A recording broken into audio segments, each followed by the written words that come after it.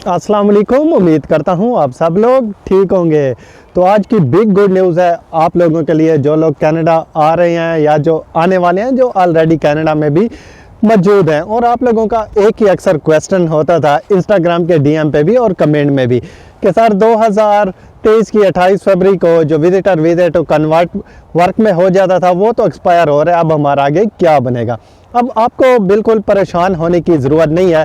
Recently IRCC ने इसके बारे में एक न्यूज़ रिलीज़ की है और उसका मैं आपको बताता हूँ, आगे चल के इसकी पूरी डिटेल बताता हूँ कि वो क्या न्यूज़ है। क्योंकि कनाडा में काफ़ी ज़्यादा लेबर की शार्टेज है। यहाँ पे एम्प्लॉयर के पास जो है ना एम्प्लॉइज़ नहीं है काम करने के लिए। जनरल लेबर तो है ही है, उसके साथ साथ जो है ना उसमें स्किल वर्कर की भी काफ़ी ज़रूरत है, आईटी के जो हैं एक्सपर्ट उनकी भी ज़रूरत है और मुख्तलिफ़ शोबों की काफ़ी उसमें ज़रूरत है।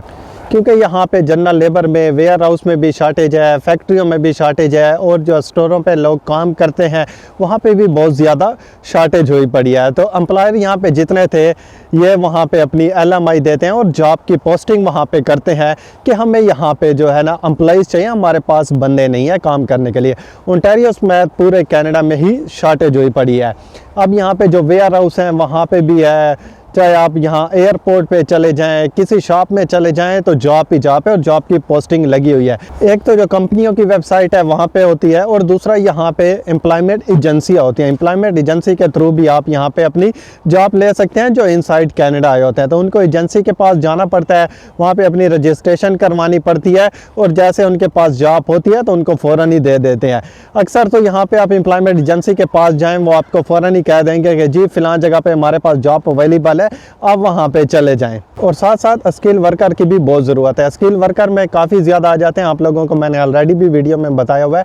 आपके पास यहाँ पे किसी चीज़ का स्किल होना चाहिए। अगर एचवीसी का है, एसी मैकेनिक का है, आपके पास प्लम्बिंग का है, इलेक्ट्रिशियन का है, किसी किस्म का भी आपके पास स्किल है तो आपको यहाँ पे बआसानी से जॉब मिल जाएगी।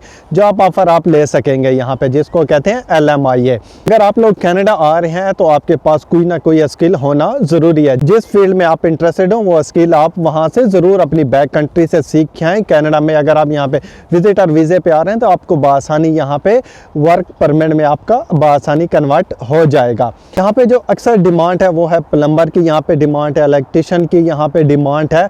तो ये नहीं कि आपने यही कोर्स करने हैं, आपका जिस चीज़ में इंटरेस्ट है वही कोर्स करके आने हैं। एक तो है कि बंदा वहाँ पे एक जनरल जो है ना सीखता है दुकानों पे, वो तो ठीक है, लेकिन अगर आपके पास सर्टिफिकेशन होगी तो उसका बहुत ज़्यादा आपको यहाँ पे बेनिफिट होगा। तो मैं आपको यही रिकमेंड करूँगा कि अगर आप लोग कनाडा आ रहे हैं तो आपके पास अगर ये स्किल हैं तो आपको यहाँ पे मुश्किल नहीं होगी, आपको बआसानी यहाँ पे जॉब मिल जाएगी। और इन स्किल की मैंने ऑलरेडी वीडियो भी बनाई हुई है। टॉप 10 जो स्किल हैं, टॉप 10 जो स्किल हैं यहाँ पे, अगर उनमें आपकी सर्टिफिकेशन होगी तो फिर आपको यहाँ पे कनाडा में मुश्किल नहीं होगी। आईआरसीसी ने आज ही गुड न्यूज़ रिलीज़ किया है तो मैंने कहा आप लोगों तक ये पहुँचाना बहुत ज़रूरी है क्योंकि आप लोग काफ़ी ज़्यादा परेशान थे। अब आईआरसीसी ने visitor visa to work permit, visitor visa to जो वर्क परमिट उन्होंने किया है एक्सटेंशन कर दिया 2 ईयर की। जी बिल्कुल, पहले 1 साल का था, अभी इन्होंने 2 साल कर दिया। 2023 28 फेब से लेकर 2025 की फेब 28 तक जो है ना इसको एक्सटेंड कर दिया है।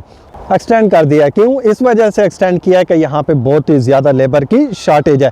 और पूरा एक उन्होंने जो पैराग्राफ है जिसमें उसमें यही सारा लिखा हुआ है कि लेबर की शार्टेज के बिना के ऊपर और एम्प्लॉयर की डिमांड के ऊपर इन्होंने एक्सटेंड उसको कर दिया।